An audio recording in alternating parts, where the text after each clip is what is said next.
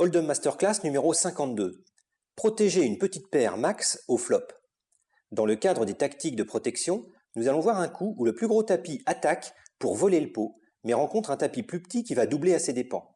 Le check raise consiste à checker, laisser l'adversaire ouvrir, puis relancer l'ouverture. Cette Hold'em Masterclass vous est présentée par l'américain Tom McEvoy. Tom est le champion du monde WSOP 1983. Il est réputé pour ses nombreux livres et articles qui paraissent dans la presse spécialisée. C'est le premier champion du monde qui a gagné son titre après être passé par les satellites, c'est-à-dire les qualifications. Vous pourrez choisir le commentaire original de Tom en cliquant sur le message en rouge quand il apparaîtra en bas de votre écran. Nous nous trouvons dans un tournoi sur Internet, un sit and go à une table avec un buy-in de $100. Il reste 3 joueurs qui vont tous recevoir un prix. Les blindes sont de 80-160. Notre personnage est Joker et nous sommes au gros blind, donc nous allons parler en 3e pré-flop. Nous avons le désavantage de posséder le plus petit tapis. Pour autant, nous ne sommes pas à plaindre puisque nous possédons plus de la moitié de jetons que le plus gros tapis.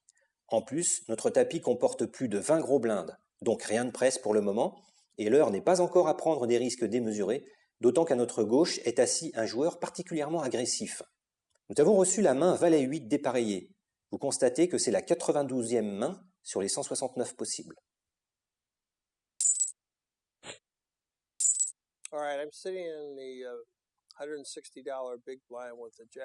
Les blindes sont de 80-160, on est petit blind et on a Valet 8 dépareillé. Ce n'est pas une très bonne main. Notre meilleur espoir avec cette main, c'est d'avoir un flop gratuit. Je n'aurais pas payé 400 de plus avec cette main, d'autant que cela représente une bonne part de mon tapis. Ce n'est pas une main qui permet de payer la relance d'un joueur à la fois large et agressif. Ce type de joueur peut avoir n'importe quelle main, donc si nous payons, nous n'avons aucune information quant à savoir s'il apprécie le flop ou non. À moins de trouver un flop idéal à notre Valet 8, dans tous les autres cas, nous allons nous trouver en difficulté. Nous serons sous la pression du fait que le joueur large agressif est au bouton et parlera après nous.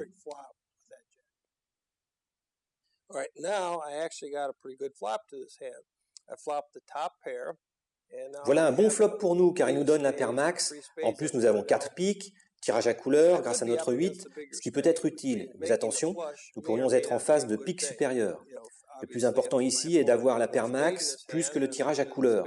Car encore une fois, si un autre pique arrive ensuite, nous risquons d'être battus par une couleur supérieure. Il y a donc 2 façons de jouer ce coup maintenant. Nous pouvons d'abord faire une ouverture à tapis. Je pense que c'est le mieux contre ce joueur que nous savons large et agressif. Mais nous pouvons aussi faire un check raise. Nous checkons, il ouvre, et nous relançons un tapis, mais ce n'est pas ce que je préférerais faire en tout cas. Je préférerais attaquer d'entrée de jeu.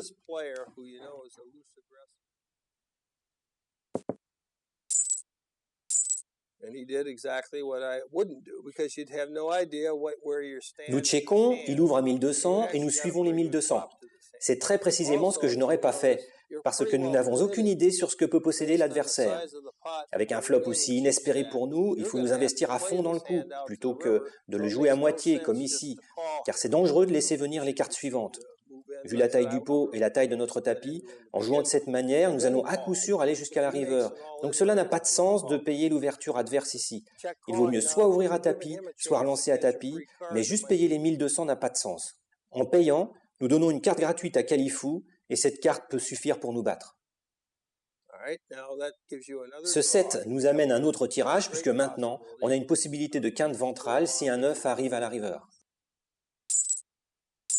Avec mes 1560 restants, la seule solution pour moi serait d'ouvrir à tapis, et c'est effectivement ce que nous faisons, et notre adversaire paye.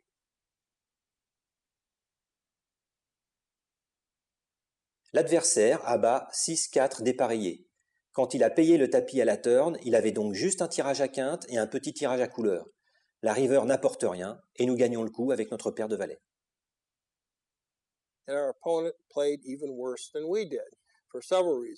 Les 2 joueurs ont mal joué le coup, mais la palme revient à Califou. Quand un joueur large agressif relance pré-flop alors qu'il est au bouton, pourquoi le payer avec une main aussi faible que Valet 8 ? D'autre part, sa main est extrêmement faible et quand il attaque au flop et voit son adversaire payer, il doit tout de suite se dire que la partie est perdue. Son adversaire peut déjà avoir une paire ou un tirage à couleur alors que lui, il n'a ni l'un ni l'autre. Quand Joker ouvre all-in à la turn, il est suivi par un joueur qui n'a qu'un tirage à quinte. Mais même s'il touche cette quinte à la river, il n'aura pas la main max. Quand Califou paye le tapis, il peut être déjà battu par une couleur ou une quinte supérieure, il n'a qu'un petit tirage à couleur lui-même. Sa main a tellement peu de possibilités d'améliorer, et même de gagner tout en ayant amélioré, que je ne vois pas comment il peut faire ce qu'il a fait.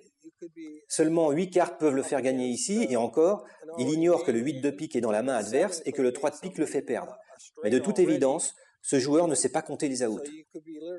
En guise de conclusion, je dirais que relancer préflop avec 6-4 dépareillé est risqué, mais que payer en mauvaise position avec valet 8 est encore plus risqué contre un joueur de ce type.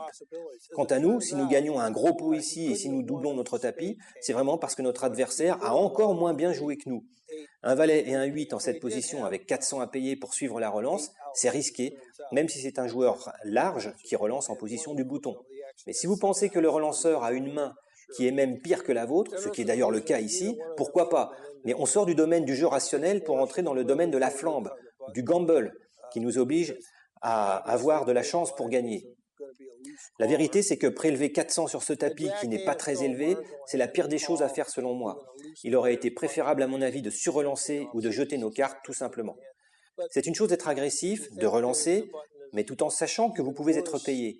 Ici, l'adversaire se fourvoie en relançant avec 6-4 dépareillé, alors que la seule chose raisonnable qu'il peut faire en cas de surrelance, c'est de quitter le coup. Mais nous ne faisons pas mieux, puisque nous payons la relance avec valet 8, nous la payons aussi avec n'importe quelle carte de toute façon.